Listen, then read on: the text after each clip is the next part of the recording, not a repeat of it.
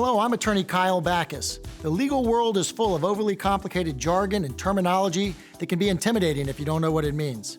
In my Law 101 video series, I'm breaking down some commonly used legal terms so you can be informed and confident should you ever need to take legal action.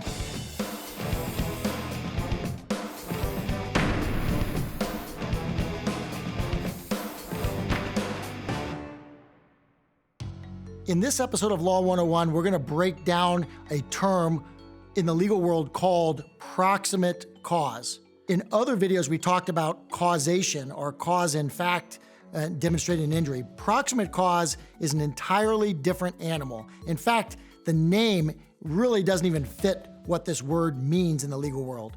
Proximate cause has to do with something called foreseeability of injury. Well, that seems complicated. Let me explain. Let's say that you're riding in a car and somebody rear ends you and they cause a back injury to you. That is a foreseeable event, and therefore you can bring a claim, a civil claim for foreseeable injury, all right? Let me take another example that I hope will make this make a lot more sense to you. Let's say on the other hand, you're driving to a job interview, all right? And the person who is behind you, they don't know that you're on your way to a job interview.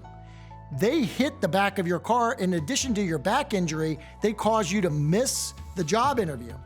And that was a job interview that was going to pay you $100,000 a year, and you're sure you were going to get that job. The question is, can you recover for the loss of the job from the person who rear-ended you? And the legal question is it foreseeable that if somebody rear-ends you in a car, that you're on your way to a job interview and you're not going to get the job and it could cost you $100,000. Is it a foreseeable consequence of their driving too closely to the back of your car to be responsible financially for this attenuated outcome, right? Under the law, probably not.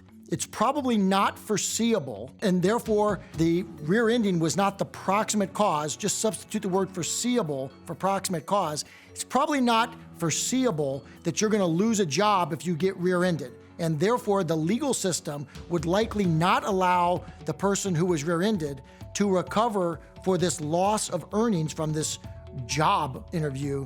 You could recover for the back because it's foreseeable that if you get rear-ended, it's going to hurt your back. You're right there. But the attenuated circumstance is probably not foreseeable and will not be judged to be a proximate cause. The more attenuated it is from the actual event, the less likely that you're actually going to be able to recover for it in the court system. That's proximate cause. If you have an event where somebody has caused injury to you and you have some sort of attenuated consequence and you have questions about whether that's a recoverable, foreseeable result of the negligence of the person who caused the injury, reach out to Bachus Schanker and we're happy to talk to you about it personally. And to learn more about other law topics that can help you feel informed and confident about the law, make sure to check out more videos in this series.